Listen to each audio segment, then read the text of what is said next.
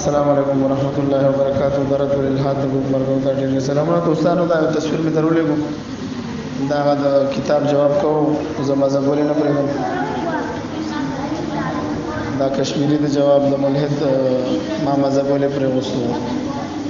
نو دا ملحدینو په دې اعتراضاتو کې دا خبره مخې ته راغله دی وایي چې شیطان ملایکه ده او بیا اعتراضات یې کړي دي. خو ما ورته وویل چې نه، شیطان چې دی دا د جناتو دی، جناتو د قبیلې سره تعلق ساتي. کان من الجن سورۃ کاف کې الله رب العزت فرمایي آیت نمبر 50 کې چې دا جن بیا ورته مونږه دا لیکل کړي تاسو پڑھاو کې شیطان چې وټ قوم پرستو سیکولرو نیشنلستو ځکه د دې ورته مونږ بیا وضاحت هم کړی دی. ځکه دا نیشنلست او دا په دې وجه چې د الله د حکم د منلو په ځای باندې د خبر اقرار وکړو. چاته اختیار حاصل دی د بچا د حکم منلو څه ضرورت دی. او دا شانته کې دا قوم پرست هم د بداویل چې انا خیر منه خلقتنی من نار وخلقته من طین.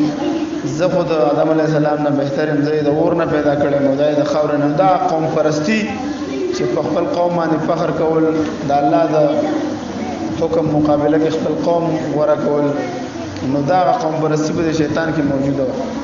نو د دې وجه نه دا گمراه شو. او غټ سیکولر دا هم شیطان.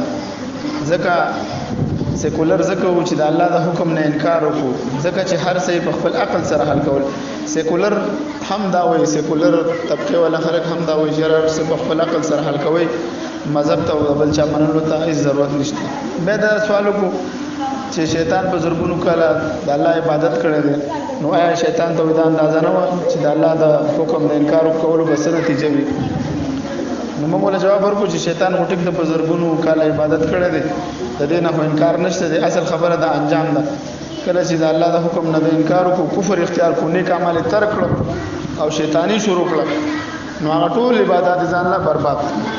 په شیطان کې دا قوم پرستی چې و دا ډېره زیاته وه، د دې په وجه خو د مقابله شروع کړه.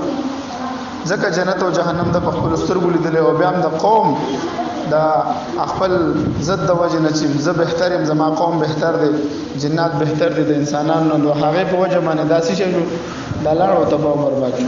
لکه موږ بیا دا زمونږ بعضې پښتانه رونه وایي که نه، د پښتو ژبې په باره کې چې اغیار وایي د دوزخ ژبه ده، زه به جنت ته د پښتو سره ځم. نو بعضې خلک د خپل قوم سره دونه مینه لري چې د الله د حکم په مقابله کې بیا خپل قوم ته ترجیح ورکوي، نو دا ټول د شیطان پسې روان دي.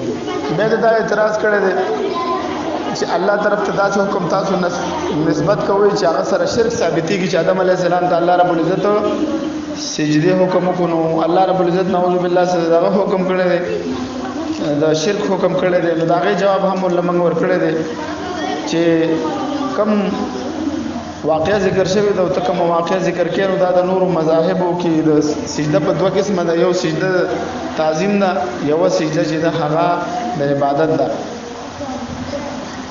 نو دې ځکه بیا د اسلام نه مخکې چې څومره مذاهب تیر شوي دي، په هغه ټولو کې سجده تعظیم چې هغه جایز وه، او بطور د عبادت سجده په یو قوم کې او په یو امت کې هم نه ده جایز شوې. ما ورته دا ستا د جهالت خبره ده چې ته سجده تعظیم او سجده د عبادت نه پېژنې. د دې مثال خو داسې دی لکه څوک د حرام سیز تشبیه د حلال سره ورکړي، یو سیز حلال دی او یو سیز حرام دی، او دا وایي چېرې دواړه لکه ما ورته مثال کې ذکر کړو، یو سړی وایي چېرې دا ګډ چې حلال دی نو خنزیر هم حلال دی، نو موږ ورته وایو چې وروره خنزیر چې دی دا حرام دی او ګډ چیلۍ دا حلاله ده، او هغه دلیل کې پیش کوي چې نه دا څنګه چې د هغې څلور خپې دي د هم څلور خپې دي، نو په دې څیز باندې دوی څه شی شو. نو موږ ورته وایو چې ګوره ته دومره نه پېژنې چې ته حلال او حرام نه پېژنې. نو بیا مو ورته ډېر ښایسته مثالونه ذکر کړي دي.